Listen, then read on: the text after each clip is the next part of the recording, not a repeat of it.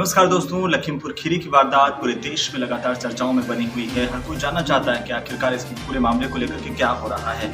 तो आज हम आपको बता दें कि लखीमपुर खीरी की इस वारदात में मुख्य आरोपी मोनू मिश्रा जो है पुलिस के सामने पेश हुआ है। आखिरकार उससे क्या सवाल पूछे गए, ये सबसे अहम इस वक्त सबके जहन में है कि क्या कुछ पूछताछ हो रही है पुलिस की ओर से और क्राइम ब्रांच उससे क्या किस तरीके से पूछ रही है, उसको लेकर के इंडिया न्यूज वो सवाल आपको बताने जा रहा है कि आखिर कौन से सवाल मोनू मिश्रा से यहाँ पर आशीष मिश्रा से पूछे गए हैं, किस तरीके से आशीष मिश्रा क्राइम ब्रांच के ऑफिस में आज दाखिल हुआ, पेश हुआ है। और जो लगातार पहले क्राइम ब्रांच ने वहां पर एक समन चस्पा किया था मोनू मिश्रा के घर के बाहर, लेकिन उसके बावजूद भी मोनू मिश्रा क्राइम ब्रांच के दफ्तर नहीं पहुंचा था। उसके बाद लगातार ये सवाल उठ रहे थे कि आखिरकार आशीष मिश्रा और मोनू मिश्रा कब क्राइम ब्रांच के दफ्तर तक पहुंचेगा।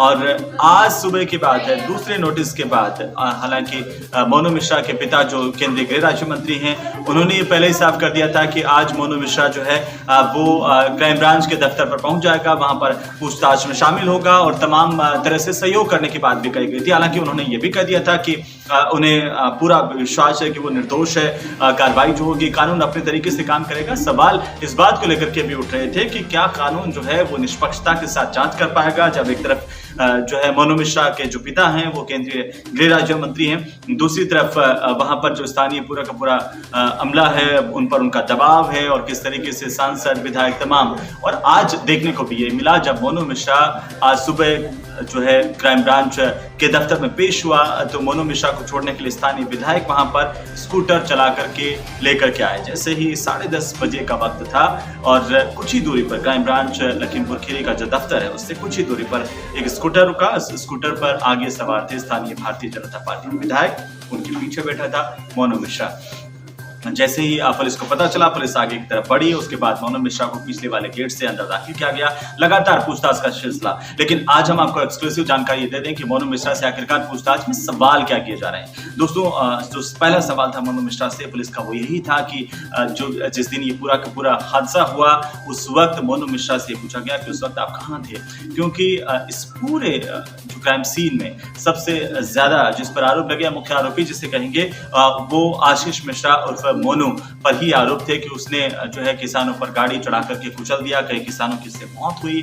हालांकि भारतीय जनता पार्टी की तरफ से ये भी दावा किया जा रहा था कि जो है उनके कार्यकर्ताओं की भी मौत हुई है, जिसे किसानों ने पीट कर मौत के घाट उतार दिया। लेकिन किसानों का ये लगातार कहना था कि किसान शांतिपूर्ण प्रदर्शन करके वापस लौट रहे थे और इसी दौरान मोनू मिश्रा अपने समर्थकों के साथ, यानी कि आशीष मिश्रा अपने समर्थकों के साथ वहां पर पहुंचा और पीछे से लौट रहे किसानों पर उसने गाड़ी चढ़ाकर कुचल दिया, जिससे 4 किसानों की मौत हुई और कुल मिलाकर के इसमें एक पत्रकार की भी मौत हुई।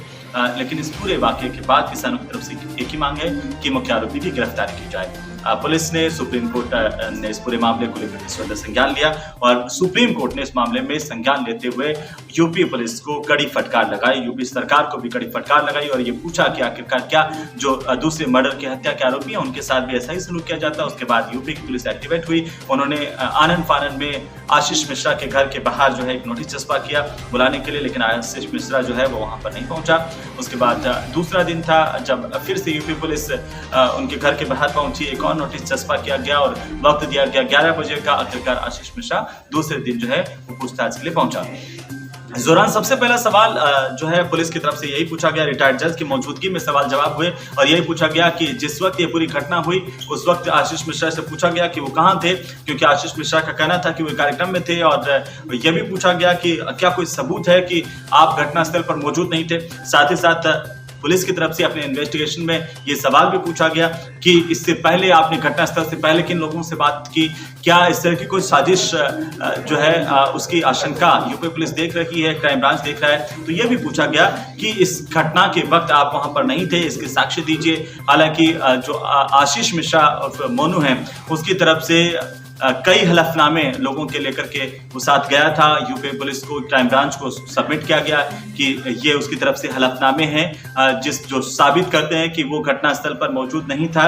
साथ ही साथ यूपी पुलिस ने ये भी सवाल पूछा कि क्या आपका जो ड्राइवर है वो एक साजिश के तहत आपके कहने पर वहां पर गया और ये पहले से ही तय था कि वहां जाकर के आपको कुचलना है।